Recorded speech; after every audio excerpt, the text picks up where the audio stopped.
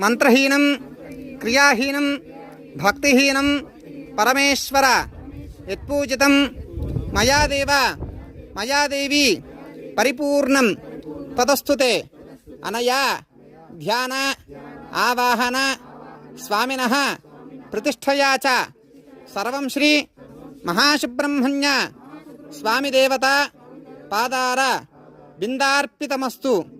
అందరూ మనస్సులో గోత్రం పేరు మీ యొక్క సంకల్పాన్ని చెప్పుకోండి స్వామికి మనస్ఫూర్తిగాను.